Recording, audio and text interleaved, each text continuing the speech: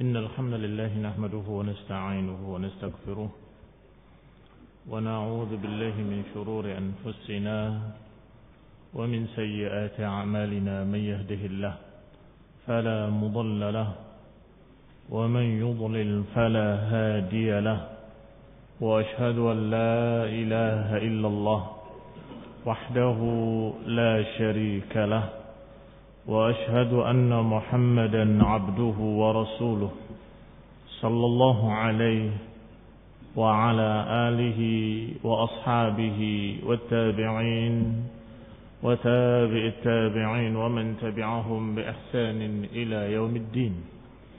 يا أيها الذين آمنوا اتقوا الله حق تقاته ولا تموتن إلا وأنتم مسلمون.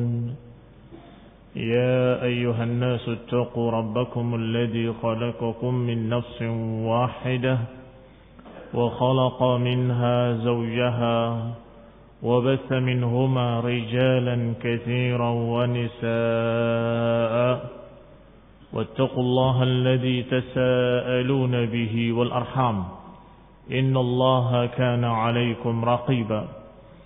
يا أيها الذين آمنوا اتقوا الله وقولوا قولا سديدا يصلح لكم أعمالكم ويغفر لكم ذنوبكم ومن يطع الله ورسوله فقد فاز فوزا عظيما.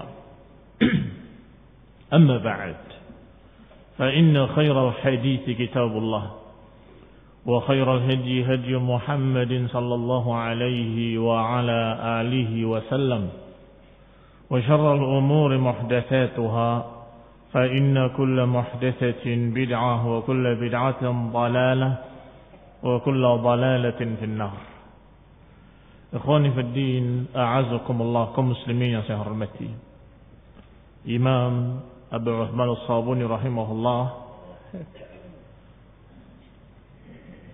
dalam mendukung apa yang sudah disebutkan dari dalil-dalil tentang Al-Quran adalah kalamullah, ucapan Allah Subhanahu wa taala, bukan makhluk. Maka beliau bawakan riwayat dari gurunya yaitu Al-Hakim Abu Abdullah Al-Hafidh. Beliau berkata, aku mendengar Abul Walid Hassan ibn Muhammad yaqul qala sami'tu al-imam Abu Bakr Muhammad ibn Ishaq ibn Khuzaimah. Disebutkan dari gurunya, dari Abul Walid Hassan ibn Muhammad dari Ibn Khuzaimah. Yaqul al-Quran kalamullah ghairu makhluk. Wal Quran adalah ucapan Allah, bukan makhluk. Faman qala innal Qur'ana makhluqun fahuwa kafirun billahil azim.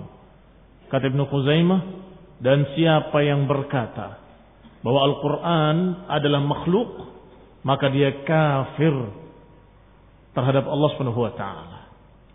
La tuqbal syahadatuhu. Tidak diterima riwayatnya, tidak diterima persaksiannya.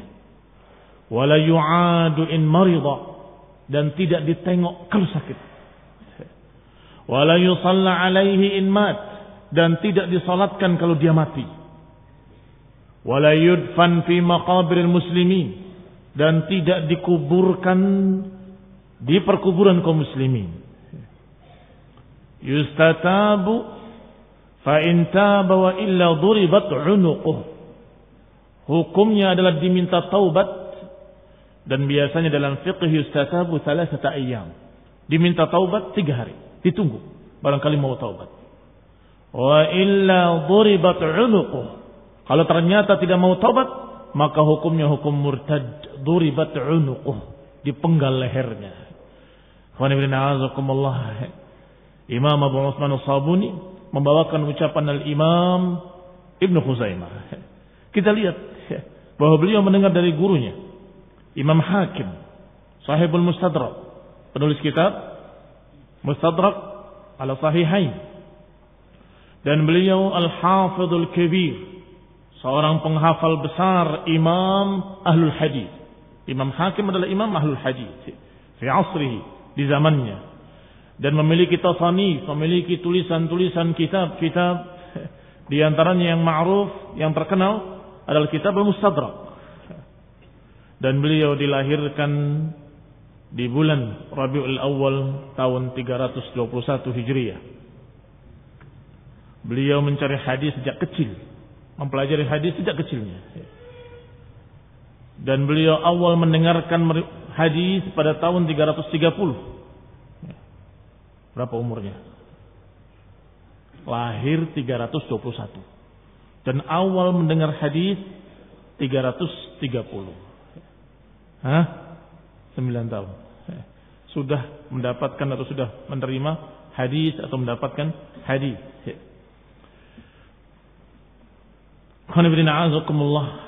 Beliau tentunya sesuai dengan nisbahnya Nisabur, An-Nisaburi, karena memang dari Nisabur. Nama daerahnya, nama tempat dilahirkannya.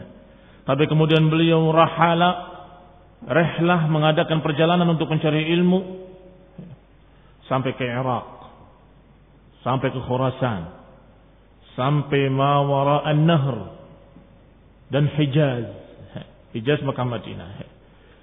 Demikian beliau mencari hadis, mencari ilmu dari negeri ke negeri.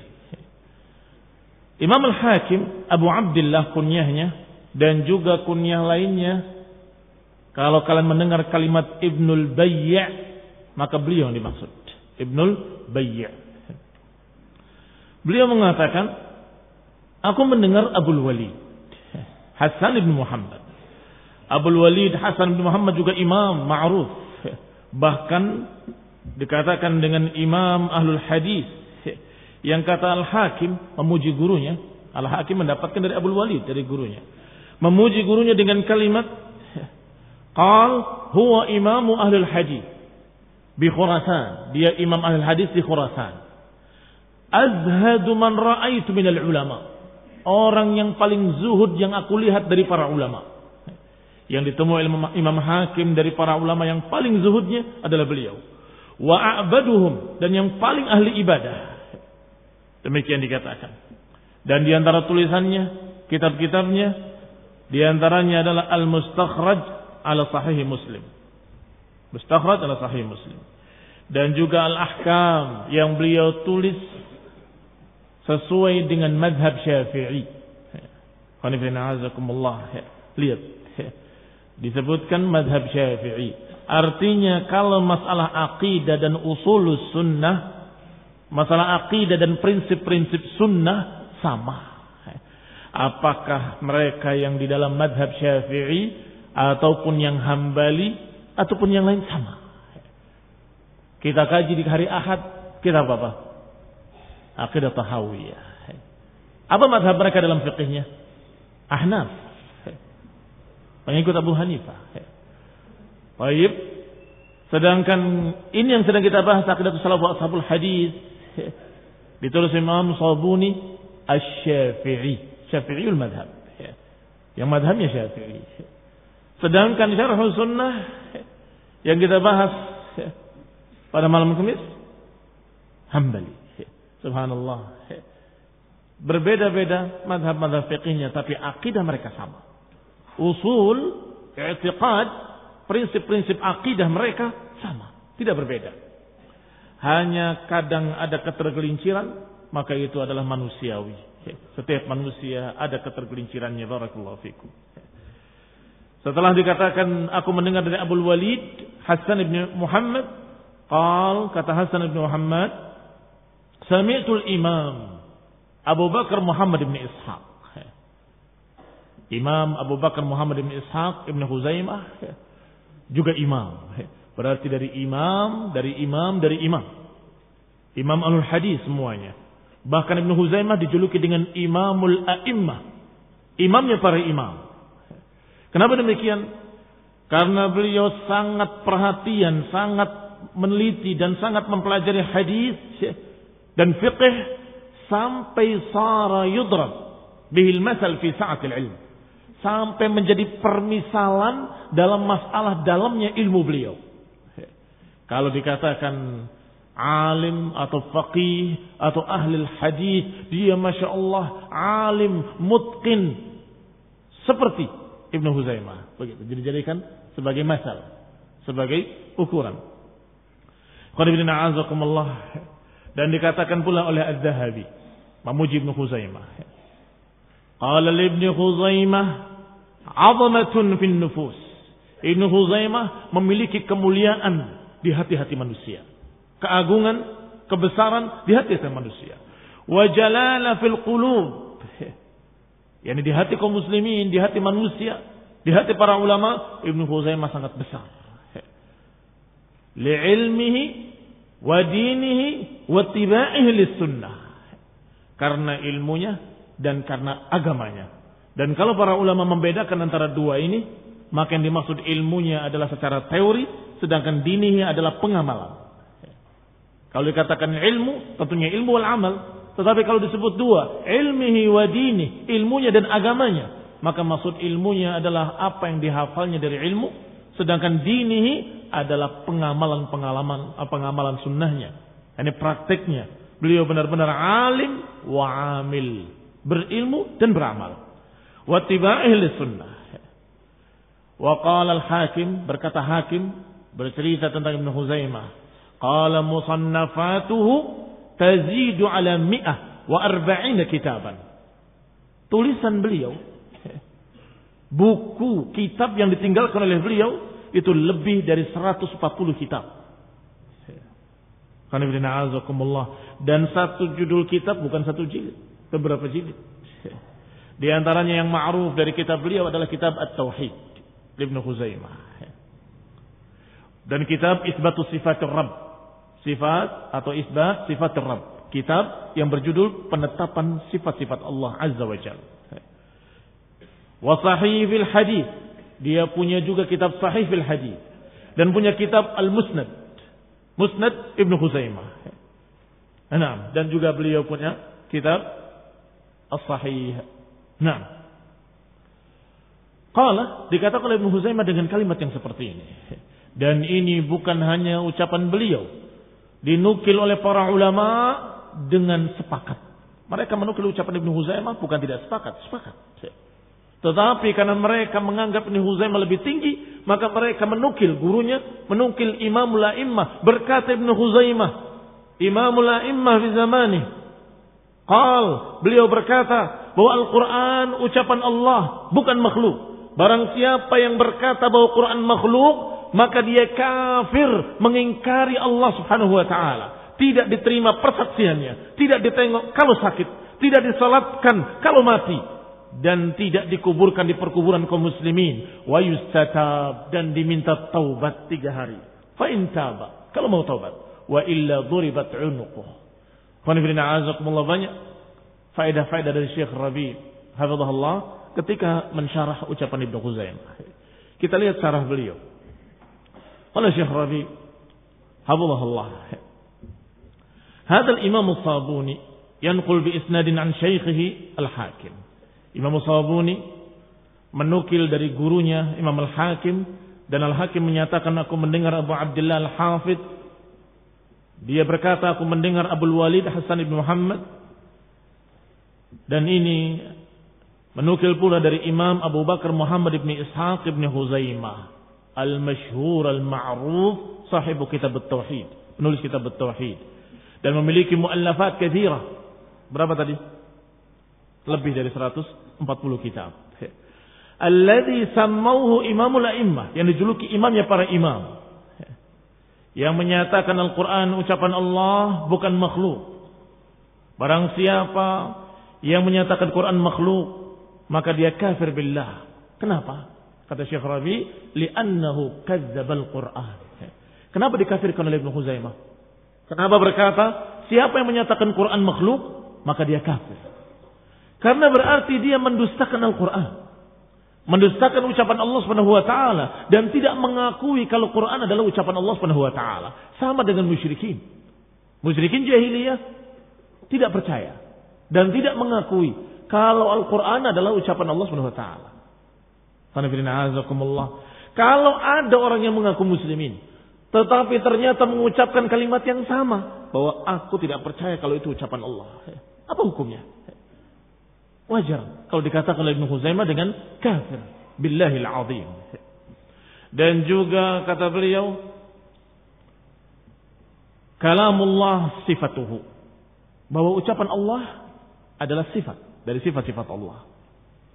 Kalau sifat-sifat Allah bukan makhluk, maka barang siapa menyatakan Quran makhluk, berarti di samping dia tidak percaya pada Quran, berarti yang kedua dia mengingkari pula sifat Allah Subhanahu wa taala.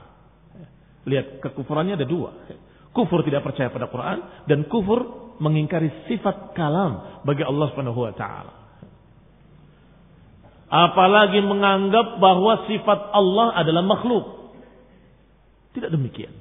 Sifat-sifat Allah tidak bisa dikatakan makhluk. Qudratullah, kekuasaan Allah, bukan makhluk. Pendengaran Allah, bukan makhluk. Penglihatan Allah, bukan makhluk. Kebesaran Allah, keagungan Allah, bukan makhluk. Dan sebutkan semuanya. Sifat-sifat Allah, semuanya bukan makhluk. Dan termasuk sifat Allah adalah al-kalam. Kemudian ketika dikatakan dengan tegas oleh Ibnu Khuzaimah, kafir la tuqbal syahadatuhu wa la yu'ad in marida wa la yusalla in mata wa la yudfan fi maqabir muslimin ila akhirih. Ini konsekuensi dari orang yang kafir. Artinya orang kafir hukumnya seperti itu. Wa hadza huna la budda min bayani syai'. Kata Syekh Rabi, di sini ada catatan penting. Catatan penting yang perlu dicatat. Nah, wa huwa ma anna man qamat alaihi al-hujjah fa huwa kafir. Bahwa yang dimaksud oleh Ibnu Khuzaimah adalah orang yang telah ditegakkan hujjah padanya, tetapi dia tetap menyatakan Quran makhluk, maka dia kafir. Wa tantabiqu alaihi hadhihi al-ahkam. Kalau sudah dikatakan kafir, maka diterapkanlah semua hukum-hukum tadi. Tidak ditengok kalau sakit, tidak diterima persaksiannya, tidak disalatkan kalau mati karena kafir. Dan tidak dikuburkan di perkuburan kaum muslimin karena kafir. Dikuburkan di kuburan orang-orang kafir di sana. Ini semua konsekuensi kekafiran. Tetapi ikhwan fillah, catatan dari Syekh Rabi' hafizahullah, bahwa ini yang dikatakan dengan tahdzir, peringatan, ancaman secara umum, Adapun untuk menyatakan secara ta'yin si fulan kafir, maka perlu qiyamul hujjah, perlu menerangkan hujjah. Kita baca saja, karena ucapan beliau sangat banyak fawaidnya. Qala wa man yuqallid fi dzalika wa huwa jahil. Adapun orang yang taklid dalam keadaan dia bodoh, ikut-ikutan saja, maka cukup dikatakan mubtadi'un dhal. Kita tidak kafirkan. Perhatikan.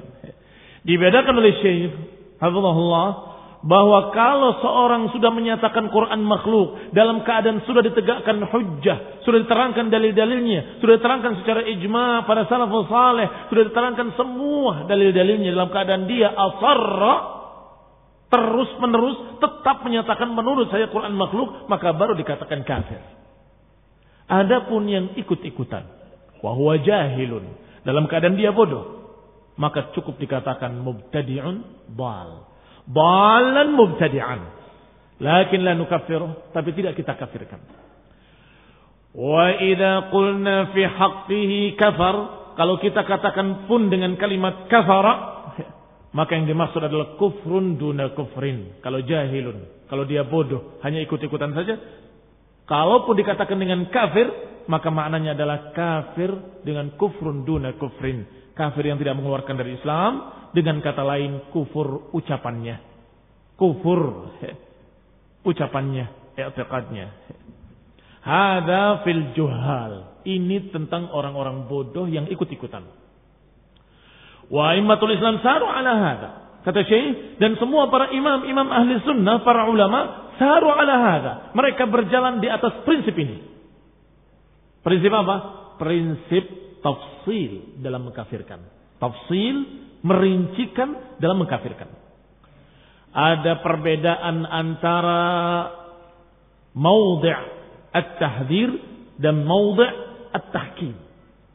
Ada perbedaan antara tempat ketika kita menakut-nakuti manusia, ada tempat ketika kita menghukumi manusia. Ada perbedaan. Kalau kita menakut-nakuti manusia, ucapkan secara ta'mim, ucapkan secara umum dan enggak perlu dirinci. Ucapkan secara umum dan enggak perlu dirinci. Seperti ucapan Ibnu Huzaimah. Barang siapa yang menyatakan Al-Quran makhluk, maka dia kafir, keluar dari Islam, halal darahnya, dia dikuburkan di kuburan kaum muslimin, enggak disalatkan kalau dia mati, enggak perlu ditanya kalau dia sakit, dan seterusnya dan seterusnya. Maka orang yartaji', orang takut. Kaum muslimin berhati-hati, enggak berani mengucapkan Quran makhluk karena ancamannya demikian besarnya. Tetapi kalau maudhi' at-tahkim, kalau kita menghukumi si fulan meninggal, boleh enggak kita salatkan? Dia waktu hidupnya mengatakan Quran makhluk. Nah, ini lain. Harus ada tafsir, harus ada rincian. Siapa dia? Apa orang yang ikut-ikutan jahil? Atau seorang yang sudah asarra dalam keadaan dia sudah mengerti semua hujah-hujahnya, semua dalil-dalilnya, tapi dia menentang? Harus ada tafsil. Barakallahu fikum. Bedakan antara keduanya. Dalam keadaan kita memperingati dan mentakut-takuti, mengancam, atau dalam keadaan menghukumi seseorang. Kalau menghukumi seseorang harus dengan rinci. Apakah dia jahilun atau dia alimun? Apakah dia sudah dinasehati atau belum dinasehati? Apakah sudah tegak hujjah padanya atau belum tegak hujjah padanya? Ila akhirih. Wa immah dan para imam-imam saru ala hada. Mereka semua berjalan di atas prinsip ini. Di antaranya Imam Ahmad rahimahullah, Imam ahli sunnah. Dalam bab ini, lam yakun yukaffir al-ma'mun. Imam Ahmad tidak mengkafirkan ma'mun. Padahal al-ma'mun adalah orang khalifah yang menangkap para ulama, mencambuknya, menyiksanya, menahannya. Dan juga beberapa bawahan-bawahannya dari para qudhah, para hakim-hakim di zaman al-ma'mun. Innama yukaffir asatinahum. Imam Ahmad tidak mengkafirkan mereka, tetapi mengkafirkan tokoh-tokoh mereka. Wasyayatinihim, setan-setannya mereka. Kama qala Syekhul Islam, sebagaimana dikisahkan oleh Syekhul Islam Ibnu Taimiyah rahimahullah dalam kitabnya Majmu' Fatawa juz ke-12 halaman 489, dikatakan oleh Syekhul Islam, "Tsumma innal Imam Ahmad da'a lil khalifati wa ghairihi mimman darabahu wa habasahu." Kemudian kata Syekhul Islam, Imam Ahmad rahimahullah mendoakan khalifah al-Ma'mun dan juga orang-orangnya dari mereka-mereka yang mencambuknya, dari mereka-mereka yang memenjarakannya, wastaghfar lahum wa halalahum mimma fa'aluh, memintakan ampun untuk mereka, Allah maghfir lahum, dan menghalalkan, aku memaafkan mereka. Menghalalkan artinya aku memaafkan mereka, ya Allah maafkan mereka, ampuni mereka. Halalahum mimma fa'aluhu bihi minadh-dhulmi. Kata Syekhul Islam, Imam Ahmad menghalalkan, artinya memaafkan apa yang mereka lakukan terhadap dirinya dari kezaliman-kezaliman. Kata Syekhul Islam, wad du'a. Untuk orang kafir dengan istighfar tidak boleh. Iya kan? Doa ila al-qaul alladhi huwa kafar walau kanu murtadin anil Islam lam yajuz. Doa memintakan ampun untuk orang kafir boleh apa enggak boleh? Enggak boleh.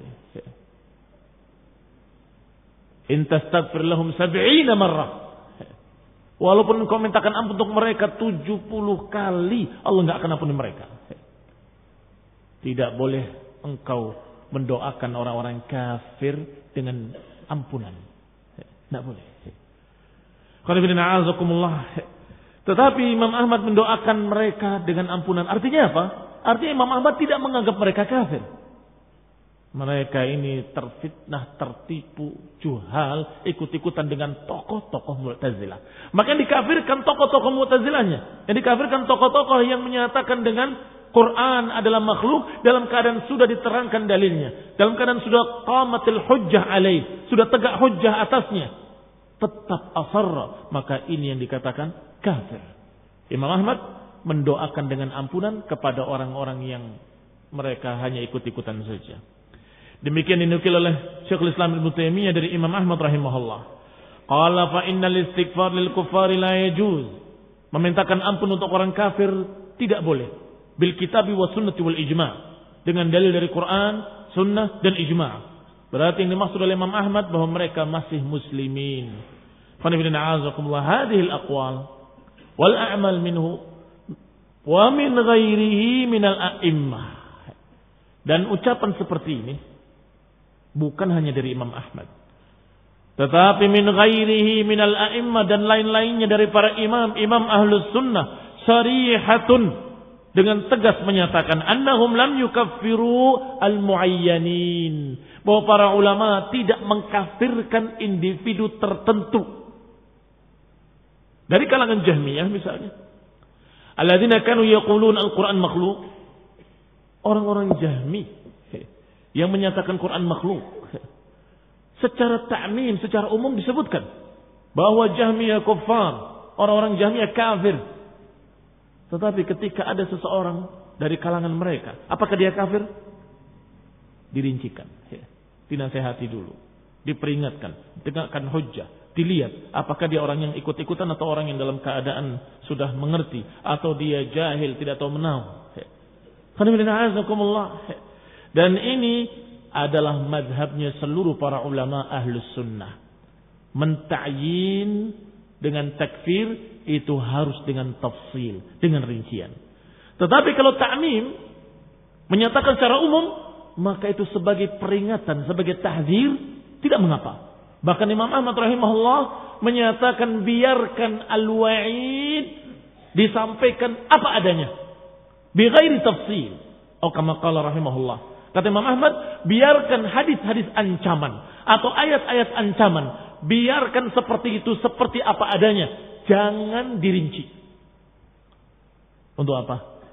Supaya terasa wa'idnya, terasa ancamannya.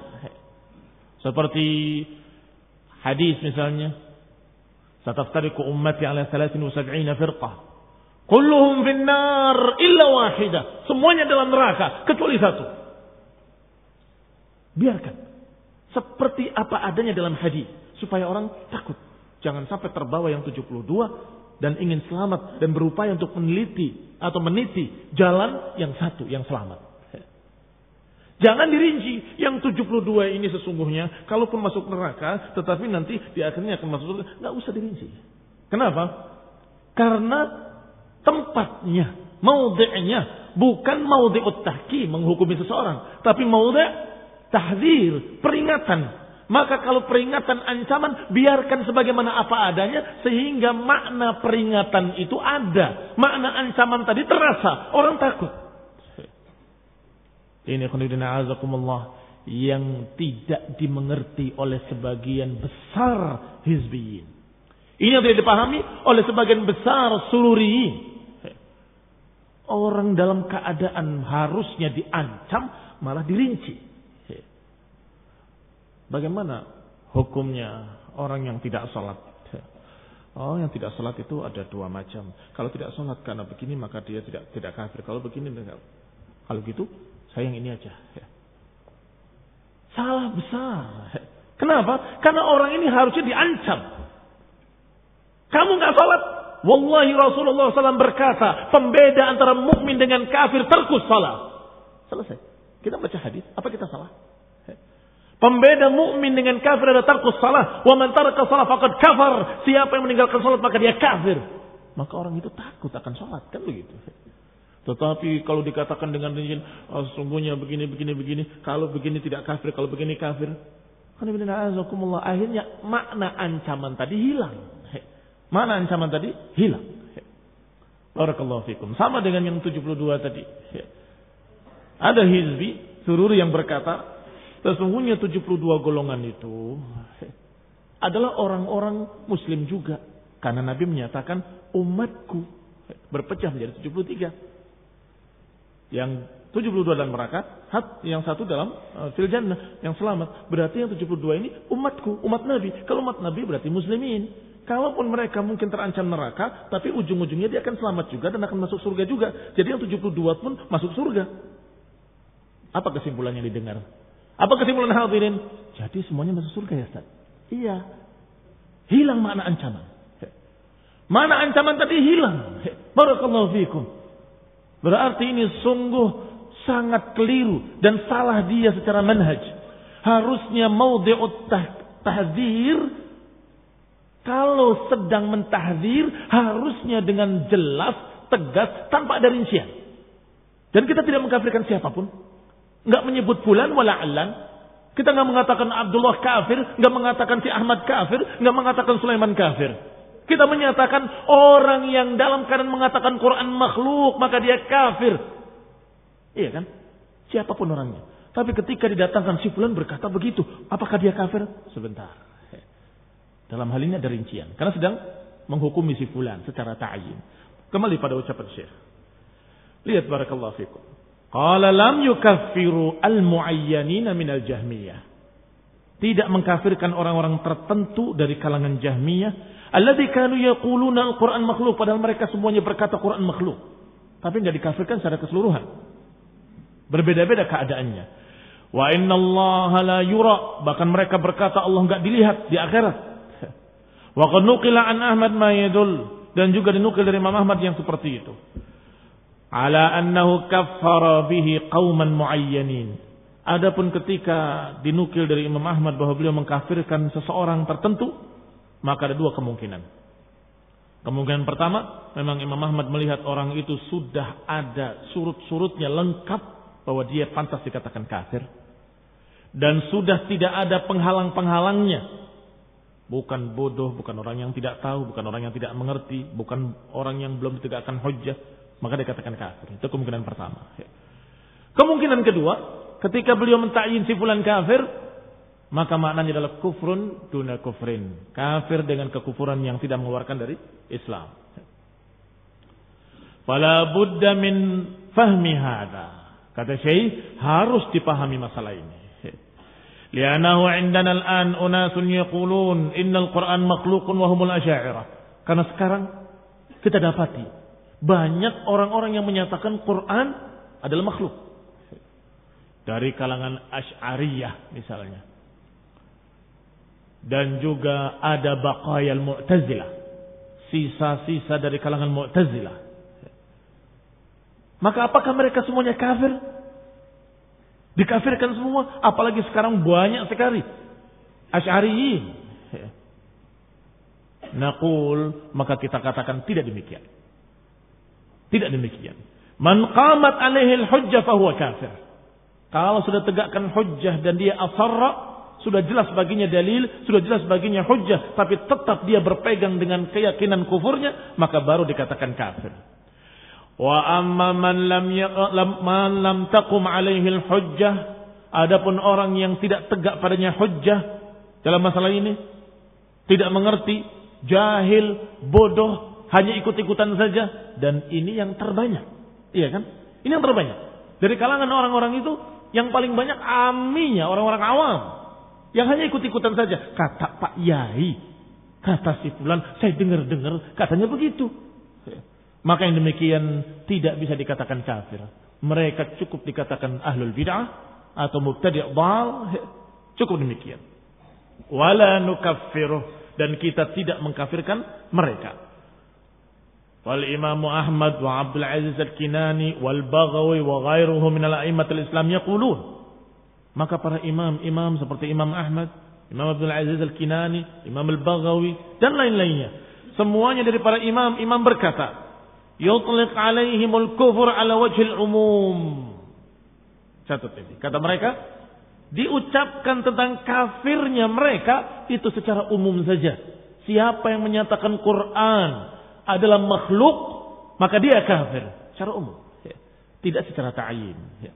Wa amma 'inda ta'yin, adapun ketika menentukan si fulan dan si allan, maka tidak dikafirkan secara umum, tetapi dikafirkan secara rinci. Siapa yang begini maka dia kafir, siapa yang begitu maka dia tidak kafir. Harus ada rincian. Apa rinciannya? La yukaffar illa man qamat alaihi al-hujjah. Tidak dikafirkan kecuali orang-orang yang telah tegak hujjah padanya. Wa idza waqal insan fi mukaffir. Kalau seseorang sudah jatuh kepada kekufuran-kekufuran dalam ucapan misalnya, dalam i'tiqad, maka la budda min hadha tafsil, maka harus dirinci keadaannya. Lihat ikhwan ibn a'azakullah, ahli sunnah bukan khawarij. Kaum muslimin yang saya hormati, ahli sunnah bukan ahli takfir yang tukang mengkafir-kafirkan manusia. Bukan pula ahli tabdi', tetapi mereka menyatakan apa adanya secara nafs, secara dalil-dalil. Kalau dikatakan itu adalah kufur, dikatakan kufur. Kalau dikatakan itu adalah bid'ah, dikatakan bid'ah. Dan yang mereka pahami dengan keliru adalah ketika ahli sunnah berbicara ta'mim. Barang siapa yang tidak mengikuti ahli sunnah maka mereka bal. Dan kullu dalalatin finnar. Dikira berarti kita semua dalam neraka. Merasa sendiri. Merasa sendiri dia. Padahal kita tidak menunjuk hidung mereka. Kita menyatakan dengan apa adanya dalam hadis. Hadis yang menyatakan kulluhum finnar illa wahidah. Semuanya dalam neraka kecuali satu. Siapa satu? Ma'ana alaihi wa ashabi, kata Nabi. Yang aku dan para sahabatku ada di atasnya. Berarti siapa yang menyelisihi jalan Rasul dan jalan para sahabatnya, maka mereka finnar. Salah? Benar. Nabi yang berkata begitu, kulluhum finnar. Kenapa ketika kita membacakan hadis Nabi, kulluhum finnar, kenapa kita dikatakan memangnya surga milik sendiri? Semua finnar, semua finnar. Yang bicara seperti itu bukan saya. Bukan para ulama ahli sunnah. Tetapi Rasulullah SAW langsung, kulluhum finnar illa wahidah. Semua dalam neraka kecuali satu. Alhamdulillah Rabbil Alamin. Wa qala Syekh Abu Uthman As-Sabuni rahimahullah. Fa ammal lafdhu bil Quran. Kembali kepada matanya. Adapun lafaz kami dengan Quran. Ini berarti masalah baru. Masalah baru. Masalah Quran makhluk sudah dijelaskan hukumnya. Kufur. Bahkan bisa jadi kafir dia. Kalau sudah tegakkan hujjah masih tetap berpegang dengan keyakinan seperti itu. Maka dia kafir, keluar dari Islam. Tetapi masalah baru, ada orang-orang yang tidak mau menyatakan dengan tegas Al-Quran itu ucapan Allah. Tetapi enggak berani juga menyatakan Quran makhluk. Mudabdabina baina dzalika la ilaha ula'i wa la ilaha ula. Mudabdab. Kesana enggak berani, kesini enggak berani. Kesana enggak yakin. Mau mengatakan Quran ucapan Allah? Oh, enggak lah, Masya Allah berbicara. Enggak percaya dia. Tetapi untuk menyatakan seperti Jahmiyah dan Mu'tazilah, dia takut. Sehingga menyatakan lafaz saya ketika baca Quran makhluk. Maka dijawab di sini. Kita lihat qala al-Imam Abu Uthman As-Sabuni rahimahullah, fa ammal lafdhu bil Qur'ani fa inna Syekh Abu Bakar Al-Ismaili Al-Jurjani dzakara. Adapun masalah lafaz ketika baca Quran, maka Syekh Abu Bakar Al-Ismaili Al-Jurjani menyebutkan dalam risalahnya yang beliau tulis untuk penduduk Jilan. Kata beliau, man za'ama anna lafzahu bil Qur'ani makhluq yuridu bihil Qur'an faqad qala bi khalqil Qur'an. Kata beliau, kata Abu Bakar Al-Ismaili Al-Jurjani, namanya Ahmad bin Ibrahim bin Ismail bin Abbas. Abu Bakar Al-Ismaili Al-Jurjani, dia juga tokoh besar dari Syafi'iyah. Tokoh besar dari ulama-ulama Syafi'iyah yang dilahirkan pada tahun 277. Kata Hakim memuji beliau, karena Al-Ismaili adalah wahidu asrih, orang satu-satunya di zaman beliau. Wa syaikhul muhadditsin wal fuqaha, dan beliau adalah syekhnya para ahli hadis dan syekhnya para fuqaha. Ajalluhum fil riyasah, orang yang paling tinggi dalam riyasah wal muru'ah was sakha. Dalam masalah muru'ahnya, kesopanannya, dalam masalah perangainya adalah orang yang paling tingginya, paling mulianya. Az-Zahabi juga memuji beliau. qad jama'a ma imamatihi fi ilmi al-hadith wal fiqh rif'at al-asanid wa tafarrud bi bilad al-ajam. Kata Az-Zahabi, beliau mengumpulkan beberapa keistimewaan bersama imamahnya, keimaman beliau dalam ilmu hadis dan juga fiqh. Beliau memiliki rif'atul asanid, memiliki sanad yang tinggi, dan juga tafarrud bi biladil ajam. Beliau menyendiri di negeri asing. Artinya beliau adalah orang yang masya Allah menegakkan hak di tengah-tengah ajam, berpegang dengan sunnah di tengah-tengah ajam, dan ini keistimewaan. Karena dikatakan orang yang seperti itu beratnya seperti qabid alal jamr, seperti memegang bara api. Tetapi beliau istiqamah rahimahullah. Apa kata beliau? Kata Abu Bakar al-Ismaili al-Jurjani, siapa yang menganggap bahwa lafadznya ketika baca Quran adalah makhluk, tetapi yang dimaukan adalah Quran itu sendiri, maka dia sama mengucapkan Quran makhluk. Perhatikan kalimat ini. Ada orang yang berkata, lafadz saya ketika baca Quran makhluk. Lafadz saya ketika baca Quran makhluk. Untuk apa dia berkata seperti itu? Kalau kamu tidak menentangnya, dia akan berkata, jadi Quran yang saya baca itu makhluk. Karena lafadz saya makhluk. Berarti Quran yang saya baca makhluk. Jadi Quran itu makhluk. Orang yang seperti ini sama dengan Jahmiyah. Apa bedanya? Cuma ini mukhannatsin al-Jahmiyah. Atau mukhannatsi al-Jahmiyah. Jahmiyah banci. Jahmiyah banci. Tidak terang-terangan mengatakan Quran makhluk, tapi menyatakan lafaz saya ketika baca Quran makhluk. Kemudian dikatakan oleh beliau dengan kalimat wa dzakara Ibnu Mahdi At-Tabari. Disebutkan oleh Ibnu Mahdi At-Tabari dalam kitabnya Al-I'tiqad yang beliau tulis untuk penduduk negeri ini. Anna madhhab ahli sunnah wal jamaah, bahwa madhabnya ahli sunnah wal jamaah adalah menegaskan, mengucapkan bi anna al-Quran kalamullah, bahwa Al-Quran adalah ucapan Allah. Kembali pada ucapan matan, ucapan sahib musannif wa huwa Abu Utsman As-Sabuni rahimahullah, menukil ucapan Ibnu Mahdi. Bahwa Ibnu Mahdi berkata ketika beliau menulis tulisannya untuk penduduk negeri ini yang sudah disebut tadi, bahwa madhab ahli sunnah wal jamaah adalah mengucapkan bahwa Quran ucapan Allah subhanahu wa ta'ala, wahyunya yang diturunkannya, perintah dan larangan Allah, bukan makhluk. Ini harusnya. Wa man qala makhluqun fahuwa kafirun billahi al-azim. Siapa yang menyatakan Quran adalah makhluk, maka dia kafir menentang Allah al-azim. Wa anna al-Quran fi sudurina mahfuz. Dan bahwasanya Al-Quran yang ada di dada-dada kita yang kita hafalkan itu adalah kalam Allah. Bi alsinatina maqru, yang dibaca di lidah-lidah kita adalah ucapan Allah. Fi masahifina maktub, di mushaf kita tertulis itu ucapan Allah. Wa huwa al-kalamu alladhi takallama Allah azza wa jalla bihi, dan itu adalah ucapan Allah yang Allah berbicara dengannya. Wa man qala innal Qur'an bi lafzi makhluqun aw lafzi bihi makhluq fahuwa jahilun dhal kafirun billahi al-azim. Siapa yang berkata lafazku ketika baca Quran adalah makhluk, atau Quran dengan lafazku makhluk, maka orang itu jahilun dhal, orang bodoh dan sesat. Dan berarti dia kufur kepada Allah al-azim. Artinya ucapan ini bukan hanya ucapan Abu Bakar al-Ismaili saja, tetapi juga ucapan Ibnu Mahdi At-Tabari. Dan juga ucapan yang menukilnya.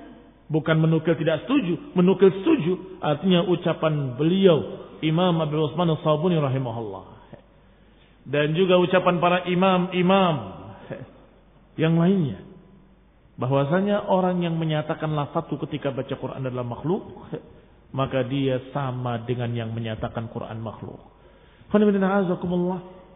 Ada jawaban dari para ulama yang berkata bahwasanya ketika kita baca Quran, bedakan antara lafaz dan yang dilafazkan. Lafaznya makhluk, yang dilafazkannya ucapan Allah SWT. Tapi sama enggak ucapannya dengan ucapan tadi? Sama enggak? Kayaknya sama kan? Bahwa lafaz saya makhluk, yang dilafazkan kalamullah. Iya, ahli sunnah menyatakan seperti itu. Tetapi mereka tidak akan menyatakan bahwa yang dibaca adalah kalamullah. Tidak. Berhenti sampai pada kalimat lafaz saya ketika baca Quran makhluk. Selesai. Tidak dilanjutkan dengan kalimat adapun yang dibacakan adalah kalamullah. Tidak. Itu perbedaannya. Maka kata Syekh Rabi hafizahullah, ma hamalahu ala hadza, apa yang membawa dia untuk berkata seperti itu? Apa kira-kira? Kalau dia ahli sunnah akan tegas berkata Quran ucapan Allah. Iya kan? Ngapain kok bulat-bulat putar-putar kesana kemari bikin bingung manusia? Quran kalam Allah. Saya membacakan ucapan Allah. Selesai. Apa yang membawa dia untuk mengucapkan seperti itu? Tidak lain tidak bukan. Yang membawa dia untuk mengucapkan lafaz saya, lafaz saya, lafaz saya. Karena dia tidak yakin bahwa Quran ucapan Allah. Kalau dia yakin bahwa Quran ucapan Allah, dia akan mengatakan dengan kalimat yang jelas dan tegas. Al-Quran kalamullah. Al-Quran itu ucapan Allah. Selesai. Nggak akan membahas lafaz saya, lafaz saya. Sehingga ada beberapa ulama yang sangat berhati-hati. Dan berkata, saya tidak akan membahas lafaz. Karena para sahabat tidak pernah membahas lafaz. Para tabi'in tidak pernah membahas lafaz. Ada apa membahas lafaz? Lihat ikhwan fillah azakumullah. Munculnya pembahasan lafaz saya itu karena mereka tidak percaya Quran makhluk. Sehingga Imam Ahmad dengan tegas menyatakan, al-lafziyatu jahmiyah. Saya ulangi, al-lafziyatu jahmiyah. Bahwa pemikiran lafziyah sama dengan jahmiyah. Apa bedanya? Dalam riwayat lain dari beliau juga menyatakan al-lafziyatu syarrun minal jahmiyah. Lafziyah lebih jahat daripada jahmiyah. Yang mengatakan lafzi itu lebih jahat daripada jahmiyah. Kenapa? Jahmiyah sangat jelas kekufurannya, tetapi mereka membuat samar, menyesatkan manusia. Demikian ikhwan azakumullah. Alhamdulillah, apa yang diucapkan oleh para imam tadi sangat tegas dan jelas, bahwa siapa yang menyatakan Quran itu makhluk berarti dia tidak percaya pada Quran, dia tidak percaya pada sifat Allah yaitu kalam, dalam keadaan dia tidak yakin bahwa Allah Subhanahu wa taala berbicara, padahal dalam Al-Qur'an sekian ayat disebutkan Allah berbicara, Allah berbicara, Allah berbicara. Apakah dengan kalimat wa kallamallahu Musa taklima, atau dengan kalimat wa kallamahu rabbuh, atau dengan kalimat wa qala rabbukum, atau dengan kalimat wa nada rabbuka Musa, ketika Rabbmu memanggil Musa, memanggil, berkata, mengajak bicara. Semuanya menunjukkan kalau Allah Subhanahu wa taala memiliki sifat kalam dan tidak sama dengan kalam yang makhluk.